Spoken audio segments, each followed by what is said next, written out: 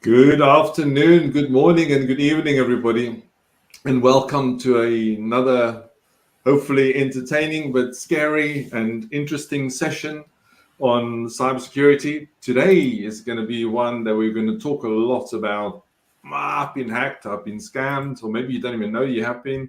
And we've got some great people here on our panel that's going to share a lot of advice. And if you stay to the end, especially the last 15 minutes, we're going to focus very heavily on giving advice on how to prevent it from ever happening to you. So before I start, I just wanted to run through the topics that we're going to discuss today. So we've got multiple case studies. I'm going to share with you some stats.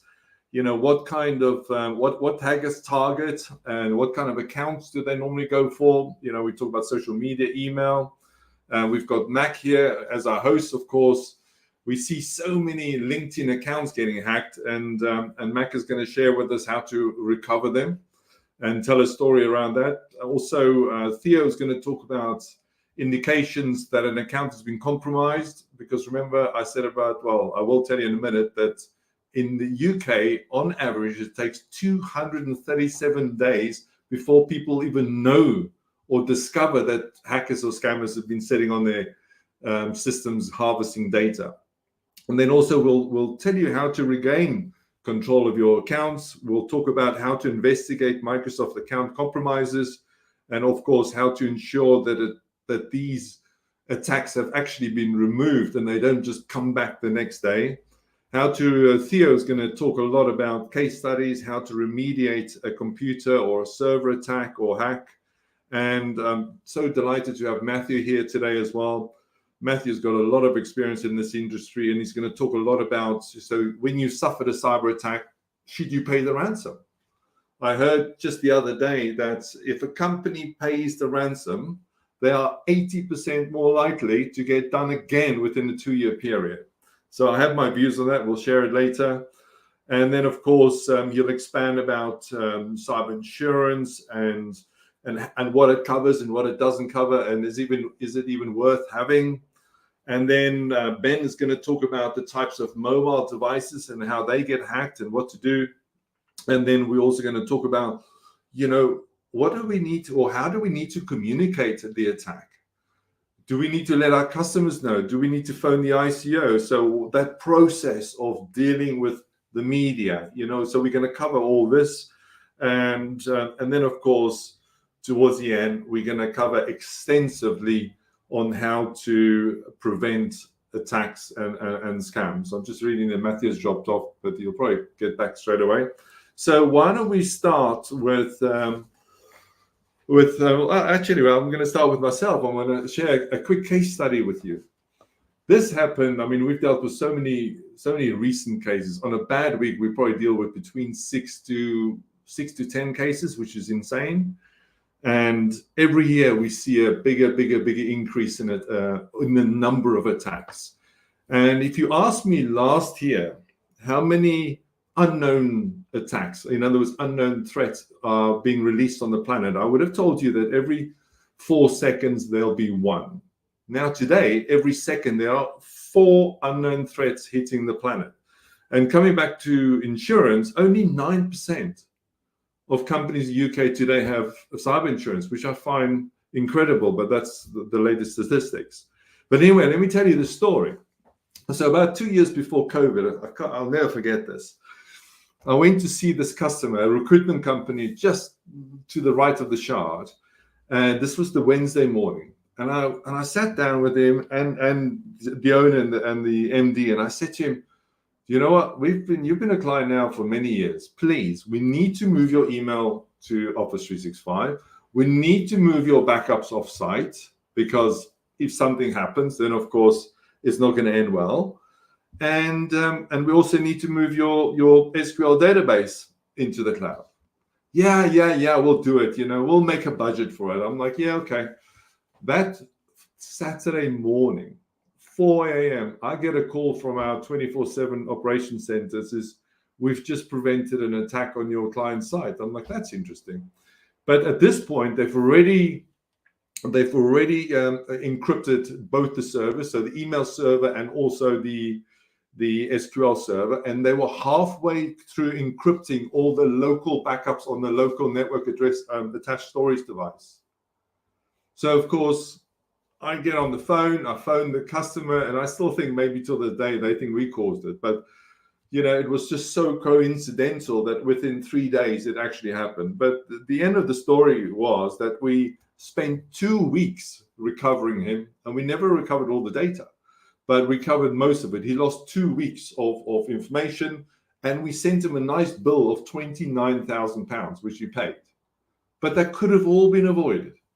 And I think the moral of the story today here is the advice that we're giving you, although we're going to deal with obviously the aftermath, is that in our world, prevention is the only cure. So please take our advice and implement it, because dealing with this stuff is just so disruptive and painful, and your loss of your everything around the business, and also of course you've got staff members that suffers directly as of the indecisions that's been taken. So let me pass over to Theo.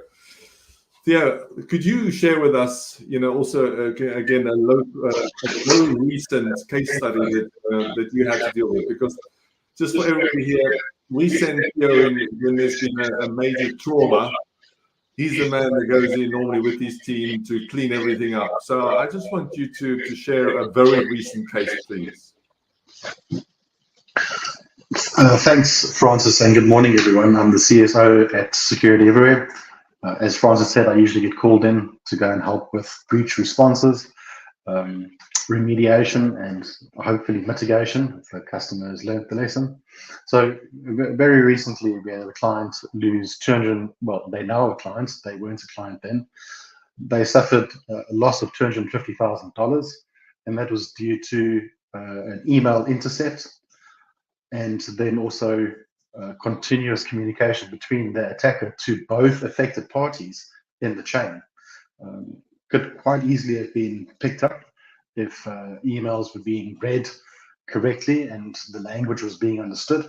And the method that they used was what we have seen for many years, where they've asked for bank account detail changes, and they used language to tell the customers that they hadn't paid their statements on time and they were applying pressure, which led to this two separate incidents and instances of monies being paid over. What happened? Tell us what's happening with the client now. Well, now they have a full stack of protection in place. Interestingly enough, they've decided not to do email security just yet. So where the initial breach happened, they haven't quite plugged that hole, but hopefully they'll move forward. So they've taken computer security for us, they've strengthened their passwords, they've reviewed all their systems to look for suspicious user activity or unusual network traffic. And hopefully their behavior internally will change. The staff are being trained and are continuously being asked to double check and verify their processes that they're following when things do occur, or when funny emails do come in asking for certain bank changes, bank detail changes, etc. So what was the lesson learned there from them, would you say?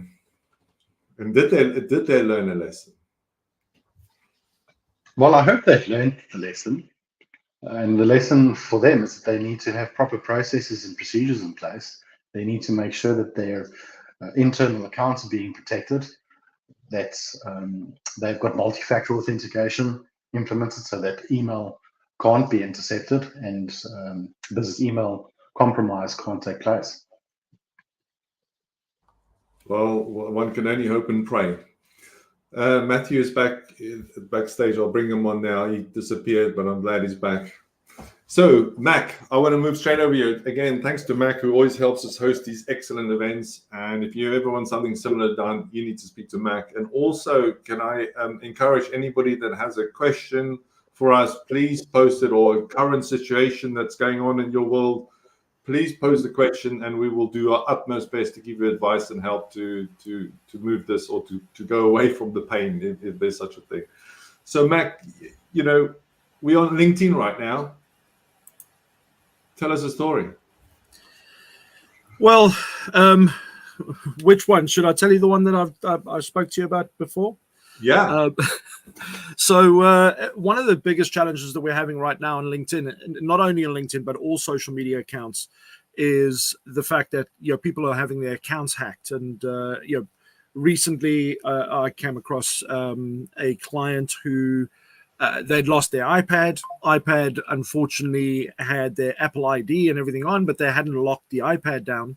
And the person who stole their iPad was able to easily go on, add another phone number, an email address to their account, and then lock them out and start sending loads of rather concerning messages out to their connections, which then had their account disabled. So this was actually on Facebook.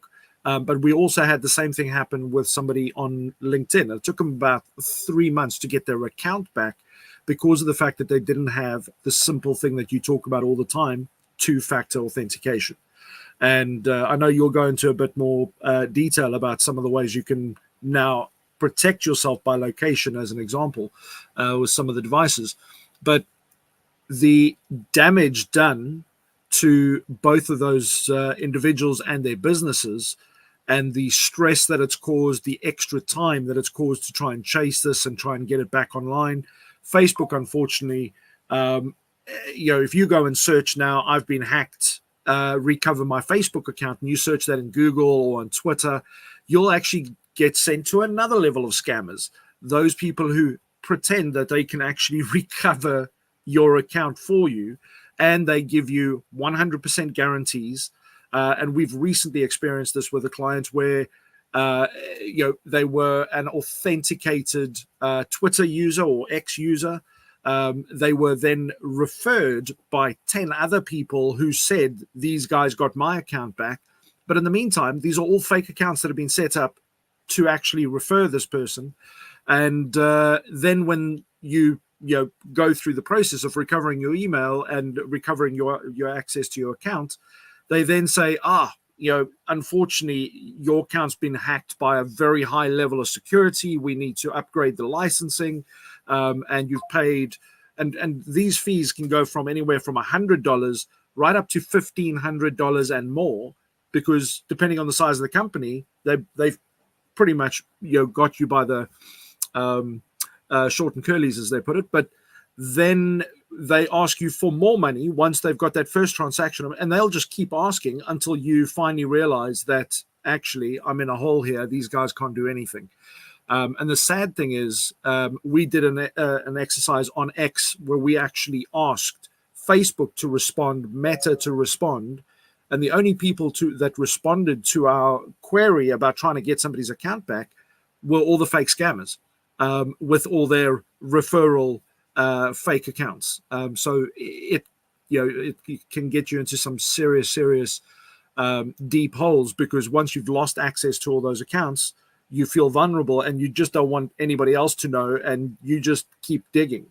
So with LinkedIn, as an example, I'll share a link into the comments where if your account's been hacked, you can go on there, you can complete it. Very simple process, but most people don't have this link, and they don't know about this. So I'll share it in the comments where all you have to do is you have to go and put in your original email address, proof of another social media account, the subject of why you're contacting them and what's happened, and then some questions. You can actually send an attachment or screenshots or anything like that in the process as well. And LinkedIn have actually been really good at helping people that have been hacked and protecting their accounts and recovery. But unfortunately, a lot of people, even after they've, as you know, Francis, have been given the best information about two-factor authentication, they think, okay, well, it won't happen again. What are the odds? It is frightening what can happen. But the credibility to a business and all the work that you've done just by having somebody access your account and start sending your first connections messages that can really damage your reputation, and it could take you months to access your account again before you know how many of your connections have been sent messages, what's been sent to them, and by then to try and repair that, it could be almost impossible. You know, like you said, it could take months. I mean, we dealt with a case recently where this lady, she runs her entire business on Facebook, right? And then what happened? They obviously got into accounts. She must have had a big media spend. So they spent about 30,000 on pay-per-click media from her account. And this all happened kind of within a 24-hour, 48-hour period. And then what happened was, just as good measure, they left the ISIS flag as a main page. So within seconds, Facebook took her site down and says, well, you've breached our blah, blah, blah. And it's been 6 months and she's just never been able to recover it. I mean, so everything just came to standstill. And the reason why she got done was she never had two-factor authentication turned on her Facebook account. But it just shows you how quickly it can happen. So, we're going to share a lot of tips later, but that's definitely one of them. Which brings me, thank you very much, Mag, for that valuable information. But this brings me nicely on to Ben, my right-hand man here.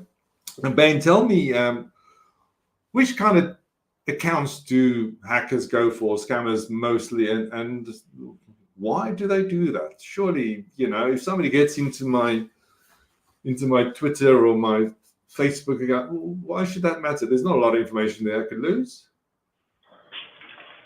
Hi, Francis, and good afternoon, good morning, good evening, wherever you're watching in the world. As Francis mentioned, I'm his security manager, so that means that it's my job to look after the customers and provide the services that keep everyone safe. Well, the obvious one that people go for is email, and that's because that your email is linked to lots of other of your online accounts. Your email address is being logged into. So when it comes to doing a password reset, where does that reset go? It goes to your email. So that's why it's normally the number one target, because of the access that it gives to all your other accounts, and that can be your online banking as well as your social media, as well as your various other Amazon and what have you, that the attackers can then get in for financial gain. But Francis, the reason I wanted to talk about this today is because of the massive increase in attacks on the social media accounts, and the amount of reports that we're getting from these accounts getting compromised. And the first reason that they're doing that and they're attacking the social media is because they don't have the security systems in place. So more and more people now are waking up to the need to have a proper email security solution, not just relying on the basic email security that comes with Google Workspace or Microsoft 365. They're actually putting proper solutions in place. And the next generation solutions, the AI ones, like the system that we now supply, are becoming very effective at actually detecting the social engineering, so the context of the language. So, as always, with the cybercrimes, they go for the lowest hanging fruit. And of course, that is the social media accounts, and that is because they're often there's no additional security in terms of the vetting of the contact that's coming through to you, whether it's via a direct message, in LinkedIn or Facebook, and that the people, again, despite being told again and again and again, don't set up the multi-factor. So that means that the passwords are then the account is susceptible to having the password brute force attacked, or if it's been leaked on the dark web because people reuse their passwords, then the attackers get in that way. So why is a social media account actually valuable to the attacker? Because of your contacts. So suddenly, if they can get into your social media account and they can see all your contacts, they can now actually try and spoof and impersonate you with that contact. And then they can try to commit fraud, and they'll use that to actually put together some social engineering, so that then they can directly contact that person and said, oh, as per our LinkedIn conversation. So they can start a conversation on LinkedIn, take it then onto email, and then suddenly they've sent over a link to a phishing website. But the recipient has now been convinced that they are speaking to a legitimate person because they've been chatting on LinkedIn or they've been chatting on Facebook. So suddenly the target becomes much more vulnerable because of the social engineering that goes through the social media. The other one, of course, is the number of contacts you've got. So, Francis, you referenced lady that came to us because she'd been locked out of her account. She had 15,000 contacts. It was actually off the back of having those 15,000 contacts that she had been approached by a publishing house to actually do a book on the what it was that her business did, because they knew she had this following.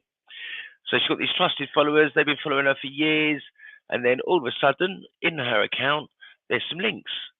Oh, there's a great new investment opportunity, Bitcoin. And all of a sudden, people are clicking on the link because it's coming from a trusted source. You know, they've been following this lady for 10 plus years. It's not like it's a new account that's just popped up sending out spam messages. These are people that have actually developed a relationship with the host, the provider of the site. So for an attacker, having those long-term contacts is a really valuable resource for them to attack, in terms of, again, having that trust that's already in place. So the victim lets their guard down because it's coming from a reputable source. And it was only that's how the account actually got taken down. Although we'd tried to reclaim the account, weren't able to do that. And because we'd seen malicious posts going on, we'd actually reported it to try and get the account taken down. So, But it was sorry, but how did you get the account back? We couldn't. We couldn't get the account back. It was this was the Instagram one, and that's because, as part of the recovery process, they want to see they take pictures of you, which they want to then compare to the pictures in the Instagram account. And the problem with business accounts is that people are posting pictures of all their business or whatever they're selling, whether it's wedding cakes or if it's a photography service, they're posting pictures of their cakes or these lovely panoramic landscape pictures, but there's no pictures of themselves. So they weren't actually able to recover the account. In the meantime, the attacker is posting these malicious links. And in the end, even though we'd reported it as being a hacked account and reported that it was posting these malicious links, they refused to take the account down and referred us back to the recovery process. But actually, it was only when some of the followers who had actually gone to the link and been scammed, when they reported it, then the account did actually get blocked and get taken down, in which case, of course, it's now lost and gone forever. So poor lady's had to set up a new account. Okay. But again, it's all about the social media having that trust that comes with it, because you're speaking on a social platform to someone and you think you know who you're speaking to. So immediately the trust is there. You start to you don't question things in the same way. You're not suspicious.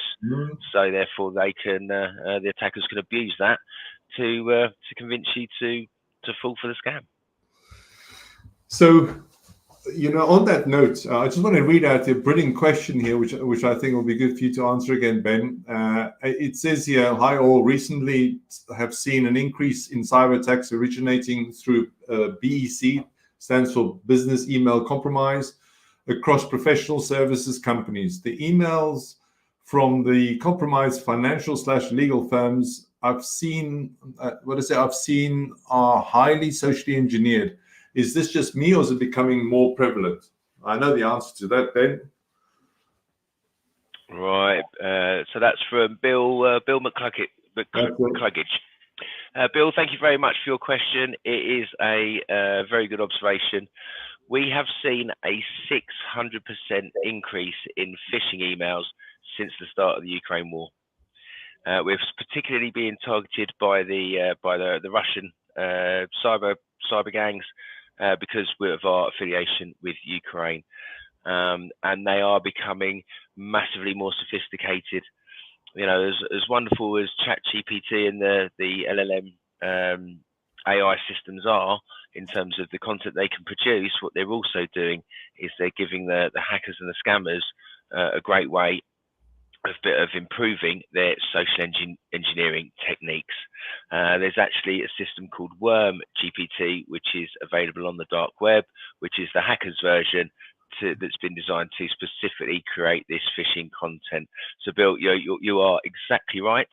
The other thing that has much more recently has become a big issue is the need for email security records. And with this one, I'm talking about DMARC. There's been a lot of publicity about it because Google and Yahoo started to say that you must have this in place, particularly for bulk email senders. We've talked about this on previous LinkedIn Lives. The North Koreans are actively targeting companies that do not have the DMARC set up properly, or at least only have it set to the lowest level, which means that company is open to impersonation. So now they're using the Worm GPT to create content to pretend to be a prospective customer to a target company, and they'll be impersonating a legitimate enterprise that hasn't got their DMARC records set up correctly. And so the combination of not having the email security records in place with these new sophisticated social engineering attacks has opened up a big new vector that the attackers are exploiting in order to commit their fraud and scams.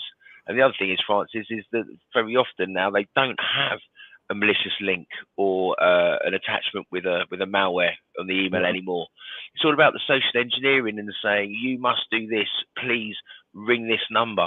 And very often now the most sophisticated scams are actually followed up or as part of the scam, it's a phone call.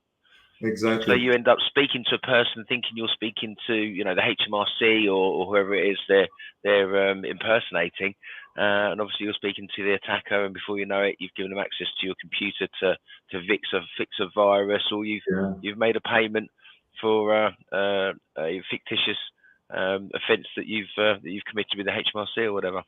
And you've just reminded me of something. Thank you, Ben. Is that, with this massive attack that just happened on the hospital, I was with somebody only yesterday, and he said that, so that like those databases of all the patients are now for sale in the dark web, and the text messages are now coming through from, St. Thomas's Hospital, and with need to log on here to get your details, and people are getting nailed right, left, and center. So if you're getting a text from St. Thomas Hospital, it was, please make very sure that you don't click, or rather pick the phone up and speak to them directly, and do not use a number that's on the text message or the phone. But look at the time. We're already sitting at 12:28, and we've only done a third of our topic, so we need to move on fast here. Theo, as you're a man that goes in, what do you normally see? What are the indications that a network is under attack, or even an email account's under attack, or what do they need to look for? Francis, it's a great question, and it changes from company to company depending on how their systems are being used and which technologies they've employed. But we'll usually look for unusual network traffic, so unusual spikes, data coming in or data going out. We look at anomalous user activity. Are people doing things that they shouldn't be doing with that level of access that they've got? We look for suspicious files and changes. Some of these actors will go and leave little TXT files telling you that they're busy doing something, just to see if it gets picked up by admins. Some performance issues may be experienced within servers or workstations or on the network. We look for anomalous behavior in applications, if they're not functioning the way they're supposed to, or even if new or unsuspected or unexpected software is being installed on user systems. We'll look at system logs and see if there are any abnormalities there. Suspicious emails or communication. I think, as we've discussed today and as we've discussed before, is a great indicator that there's a problem. And then looking at things like malware, or detecting malware. See if any of that is prevalent on the systems. That's, in a nutshell, some of the things that we look at. There are many more before we start doing forensics. Yeah, but listen, which is all good advice, but but imagine, okay, that's great for larger companies that can invest in this kind of technology to look out for these signs. What about smaller businesses? Let's say you run a 5 or 10 or 15-man company. How would they know that they're under attack? Are there any obvious things apart from I know you mentioned about the speed, this and that, or what should they go back to their current technology provider to say, do we have this in place? Would you know if we are under attack? Well, if the smaller businesses don't have the facility to monitor for things like intrusions, it's going to be quite difficult for them to pick it up until they get hacked. So it would be good practice if they could install a firewall, some level of firewall, or maybe even get access to an endpoint detection response system that has some form of monitoring and alerting in it. But smaller companies, from a detection point of view, it is difficult. There are measures that they can put in place, best practices on operating systems, firewalls that they could utilize to help them. But yeah, it is a difficult one. So, as you know, we deal with so many different cases. And this is where I really want to bring Matthew in, because Matthew, please introduce yourself in a second, who's kindly offered to come and join us today, who works a lot in the recruitment sector and works with a large insurance firm. And he sees this stuff happening all day. So imagine now it's Tuesday morning, not Monday, because it's a bank holiday. You walk into your business and there's this lovely screen up to say, we've just ransomed all your machines, pay us 2 Bitcoin, or you don't get your data back.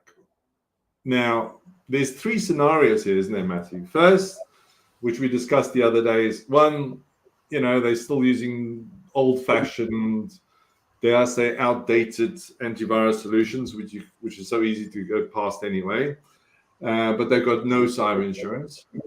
Number 2, where they at least have some cyber insurance in place. And of course, number 3, the best version is that they were using our services plus cyber insurance. That's the best level of protection. But let's pretend that they don't have that. Tell us about what a company should do, what they covered, should they pay? How do you guys kick in as a large insurance firm? Yes, thank you, Francis. Thanks for having me on the call. Good day, everybody.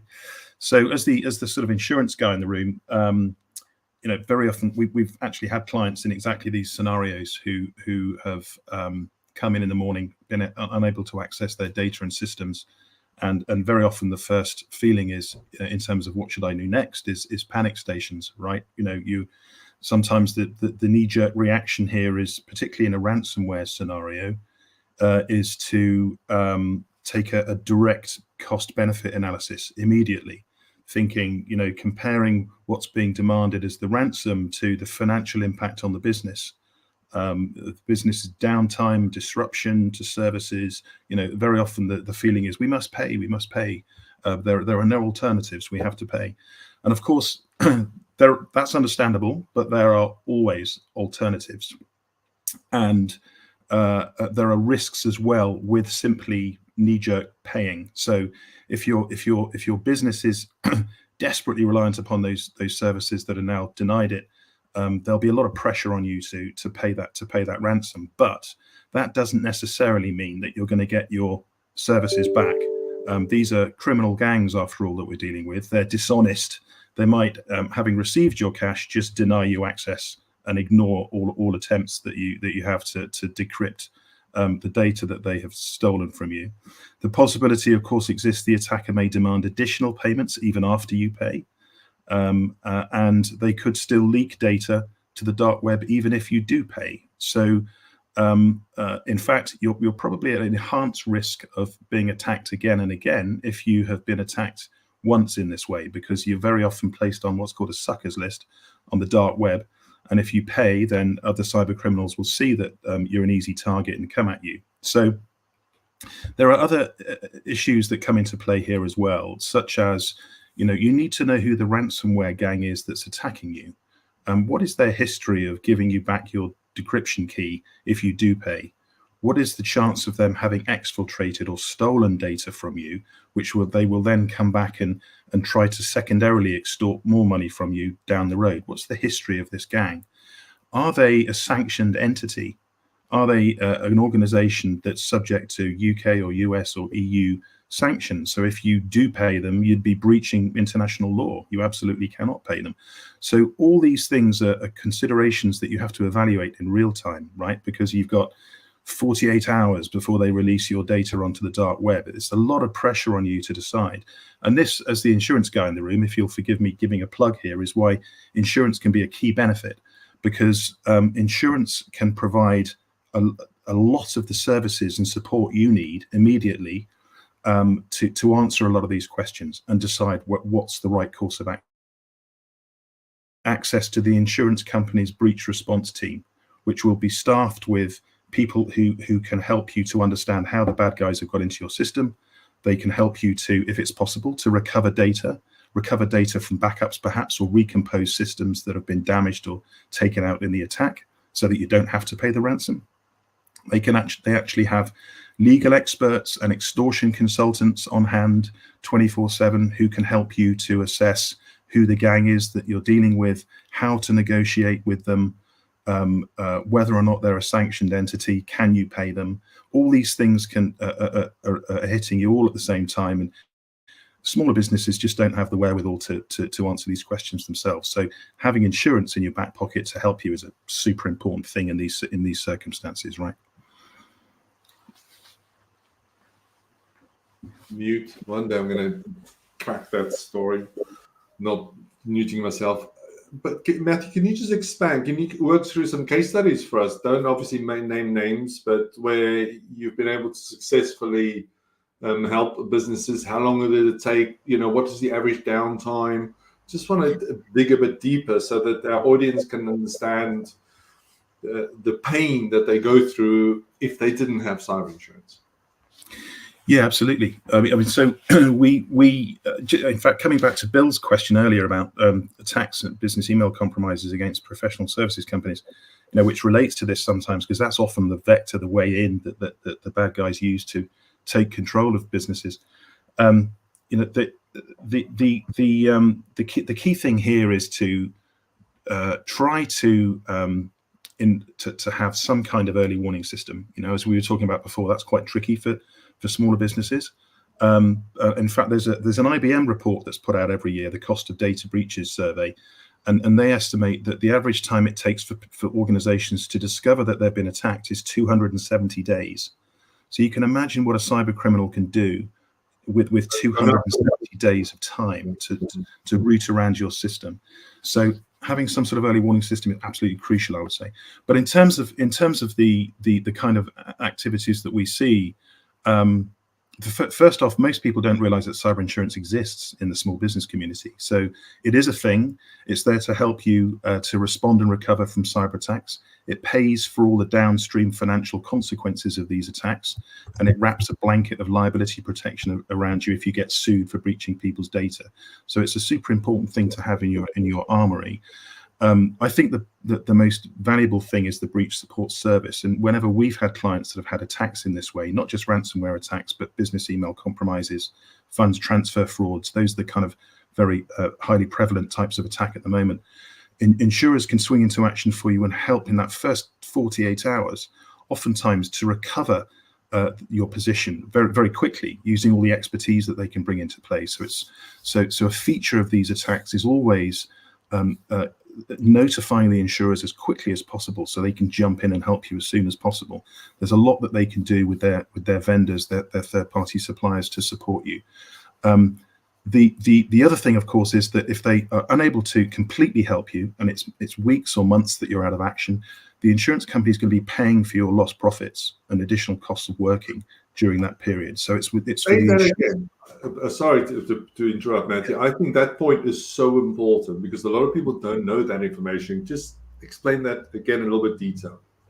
Yeah, absolutely. It's so important that for the insurer to be helping proactively to get you back on your feet. It means that they don't have to pay out so much in terms of the claims costs later because they've helped you to recover. So it's a bit of a virtuous circle that it creates having insurance, which isn't something I can normally say about the insurance industry, but I think I can in terms of cyber insurance. So yeah, I think don't go it alone is the key message here. If you go without insurance, you're going to have to do all of this stuff on your own. You won't have access to the expertise you need, or if you do, it'll cost you, you'll pay through the nose for it because you have to arrange it very quickly as a knee jerk after the events occurred, as opposed to having instant access to an expert team who can swing into action for you 24/7. We've just got a question here for one of the guys on the session here today, one of the guests, which we'll go to in a very soon. But I've got another question for you. So imagine I've got a company, I don't know, 20 users. I've just suffered a major attack, but I didn't have cyber insurance. I then phone up you, Matthew, and says, Matthew, I need some cyber insurance. I don't want this to happen again to me. What's your response? Yeah, well, actually, we do get people that come to us in exactly that situation. Sadly, the first time they've realised that there's value in having insurance is after they've been hit. And as to some of the things that Ben and Theo were talking about earlier, it's not an automatic right, cyber insurance. You have to kind of earn it by taking some sensible, prudent steps towards making yourself as resilient as you can be. So in the same way that you would find an insurance company wanting you to have a fire alarm on your warehouse, they want you to do certain basic steps. So we would ask the clients approaching us about what they're doing about enhancing their security, particularly around educating their staff. Cyber awareness training for staff is key, because so many successful attacks against businesses are down to human error, people clicking on things they shouldn't. So if you can train your staff in terms of recognizing those attacks, you're in a good place. You've got to use multi-factor authentication. You've got to have people authenticating into your environment before they can use emails, before they can remote access in. If you've got third parties who are jumping onto your network, perhaps you have to force them to use MFA. It's an absolute requirement that most insurers have these days. If you don't have it, it's very difficult for me to arrange insurance for you. You've got to have, of course, good antivirus software. You've got to have a good story to tell about data backups and things like that. So that there are some very useful self-help steps here that you can do that don't actually necessarily cost a lot or are low cost, including, I would suggest, Cyber Essentials, which is the government standard for good cybersecurity. And that's a self-certification process. A lot of service providers can help businesses achieve that too. It forces you to look at a lot of these areas in a lot of detail and have regimented kind of procedures in place around them. So there's a great deal you can do to self-help here to make yourself more resilient. And then it happens to make my job easier in arranging the insurance for you. One of the questions I should say, sorry, just to jump in there, Franz, on LinkedIn, someone's asked if they have cyber insurance, but they don't know how much cover is good cover. What's the right level of cover to have? And that's a great question. We have access now to lots of insurer claims data, which helps us to do a peer analysis, a peer review. We can do this for free. We can say, give us your sector, give us your size in terms of revenue and how many people you have, and I can tell you what similar claims against similar organisations have cost insurers in the past.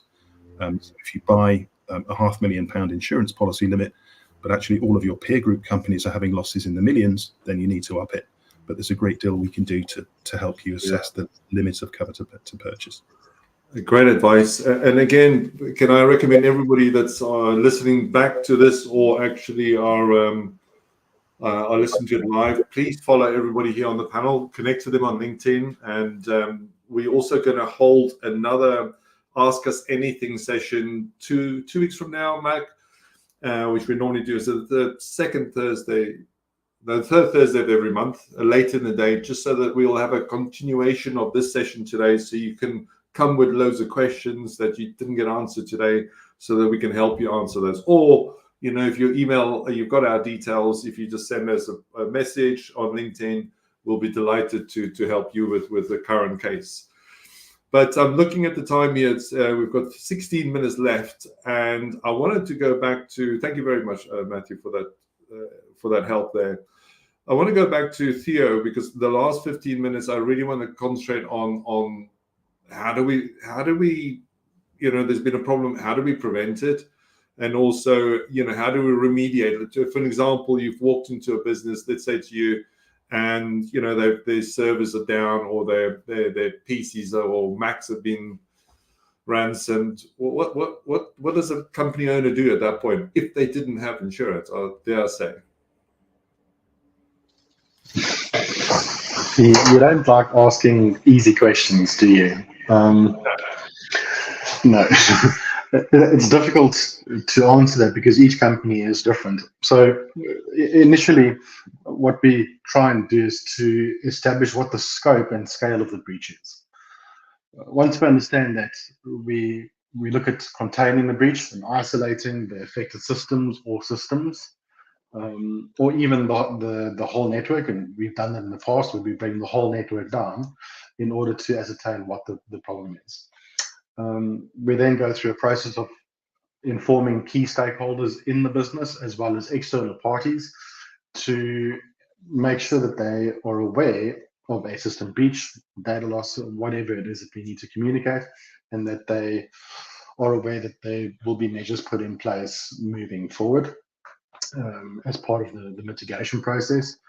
We would then possibly involve external parties, forensic analysts or analysts, to come in and have a look at a data or more in-depth review of the data and the systems. We will look to make sure that there's evidence that we can use as part of the investigation. And this is what we see, unfortunately, most of the times, that there aren't proper logs being kept.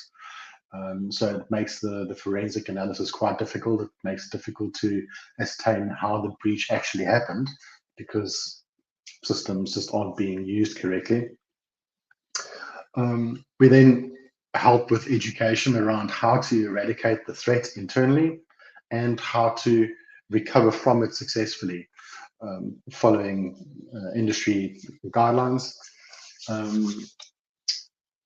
What customers also tend to do then, as you've mentioned, for the hospital attack that's occurred, companies can offer credit monitoring and identity theft protection for their staff, which is a key component if their personal data has been breached. The companies then should have done this in the first place, but they need to have a security policy in place, and they need to actually start implementing measures to make sure that they don't get hit again in the future. We've mentioned already, Matthew said, it's important to have backups in place so that you can recover your data. It's important that you now start looking at systems to help protect you, and you need a proper incident response plan in place so that your staff and you know what to do if this should occur again, and also what it is to be mindful of moving forward.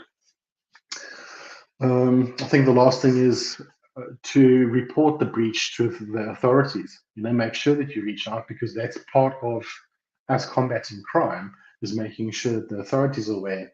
If we can share log files with them, if we can share evidence with them, documentary evidence, it would make their task a lot easier to bring those criminals to justice. Thank you. So talk to me through there's a question for both yourself and Matthew. Talk to me about the process of reporting, and should I report to the ICO or not? And which cases shouldn't I, and which cases should I? Because we get asked that question a lot. Yeah. So it's a legal requirement. I'm going to let Matthew answer it, but it is a legal requirement to report to the ICO. So Matthew, you can take the rest. Thank you. Yeah. Thank you. That it's absolutely a legal requirement. You in the UK are obligated to inform the Information Commissioner of a data breach within 72 hours of the breach occurring. I mean, that is where you feel that the breach puts data subjects, that is those people whose data has been breached, at material risk. So what does that mean? Happily, the Information Commissioner, the ICO website, which is ico.org.uk, and I think we have a link that we're going to drop in, is really useful in that it provides lots of free advice on how and when to notify. But it is a super important aspect, and the pitfalls of not identifying the Information Commissioner can be quite grave. So if you take too long, or you decide not to identify decide not to notify incorrectly, then the Information Commissioner can kick off a formal investigation against you and can even levy fines against you. So it's really important that you familiarize yourself with the information that's on this link here, and perhaps embed that into your crisis management response plans because you don't want to be thinking this through after it's happened. It's a good idea to have some thought applied beforehand. But it's there's some very useful information on that link. So here's a question for I haven't. See, I still need you to finish your side, but Matthew's reminded me of something. Matthew, this is a leading question. What percentage of businesses today in the UK are reporting their cyber attacks?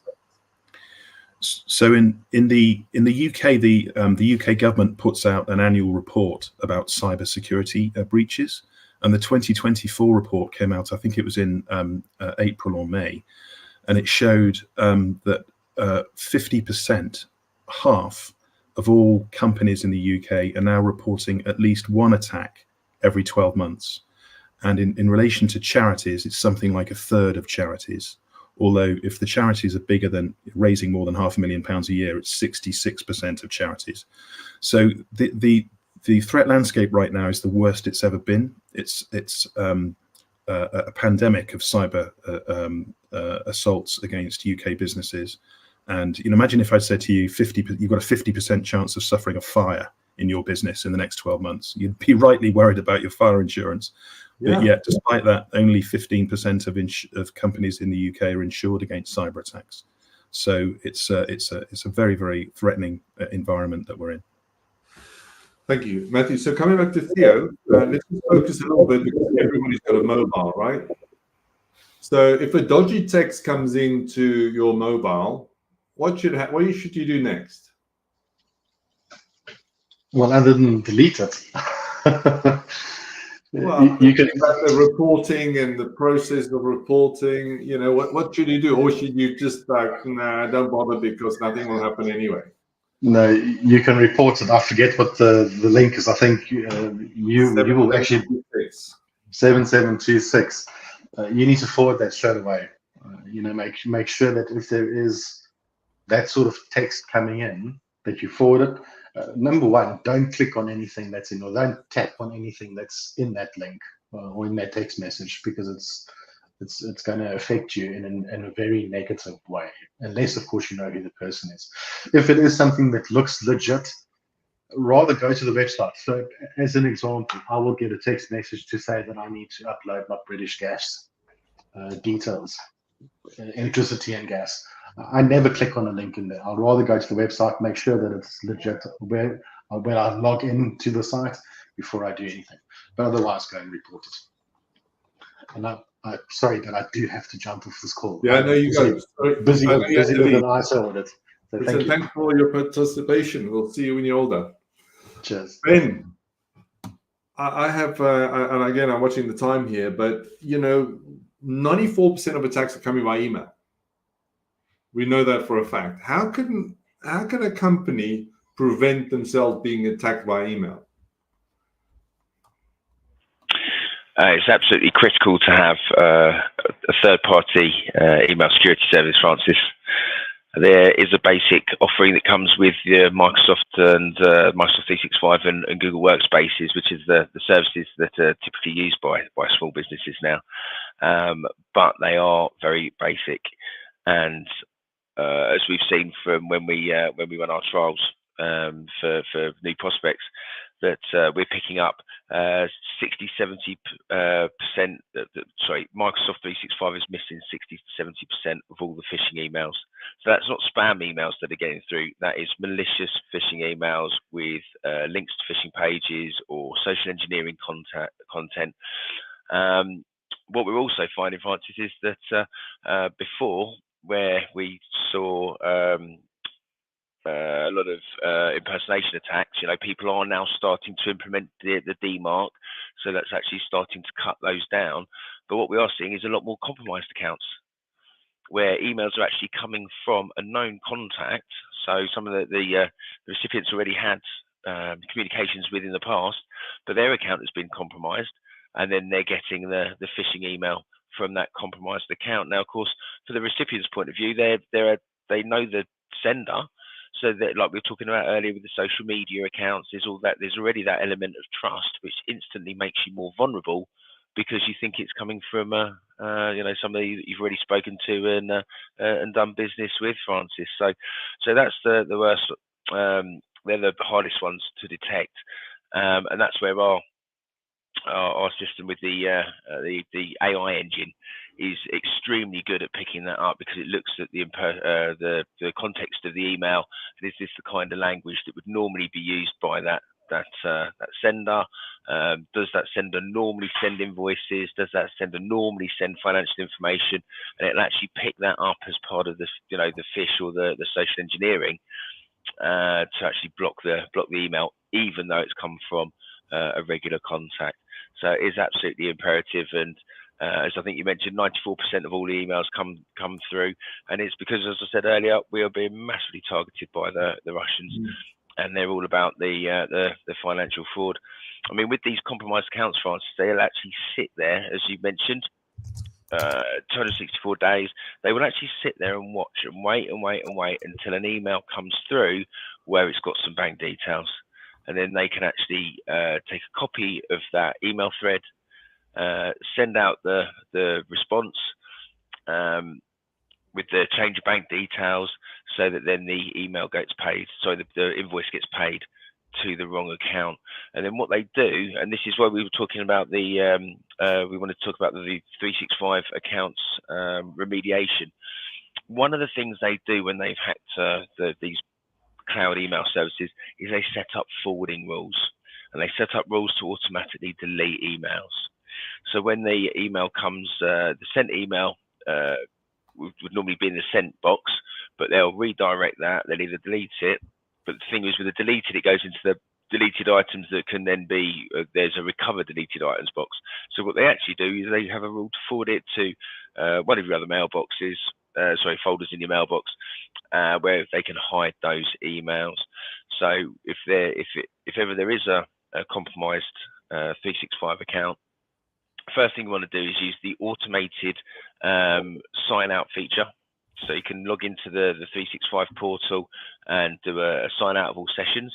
Then you can change your password and set up the multi-factor, and that will stop anyone getting back in. It will kick everyone out, no matter where they are and what device they're on. It will kick everyone out, and then when you set that new password and the multi-factor, you know the account is now clear. But the issue is then the persistence in terms of is that email data still being sent to the attacker? So you're looking at forwarding rules in the user's Outlook, but also in their OWA, which is the web access for Outlook. And then you actually need to look into the if it's an account that had admin permissions, actually into the Azure Microsoft 365 backend, which is the Azure Active Directory, now called Entra. And you can get in there and have a look for forwarding rules to external contacts as well. Because even if the attacker isn't actually actively in the account, if they're still getting copies of the emails, they can then still jump on and do an impersonation attack. And okay, it might not be coming from the compromised account anymore, but they'll change a 0 to an O or vice versa, or swap a couple of characters around and do what's called typo squatting, where they'll impersonate the domain. If there's no DMARC, it won't be detected, and they'll be able to reply to that thread as if it's coming from the authentic source, which of course it isn't. So just because we've actually kicked them out of the 365 account, we need to make sure that no data is being sent out to the attacker by looking for those forwarding rules. Thank you, Ben. I'm looking at the time here, and we just had another question here from Margaret. What is the aftermath after an attack? And Margaret, I'm going to answer your question with a story. About what are we now, July, right? I think it was early Feb. I'm in London at a networking event. And it makes me sad to tell you the story, but I'll share it with you anyway. And I'm standing there, and opposite me with a glass of my wine, white wine, I had red wine. This young gent, 24 years old, runs a estate agency firm.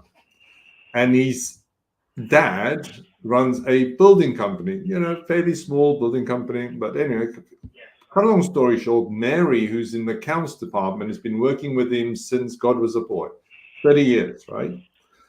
And after this young gent in front of me found out what I did, he said, I so wish I knew you 4 or 5 months ago. I said, why? And then he told me the following story.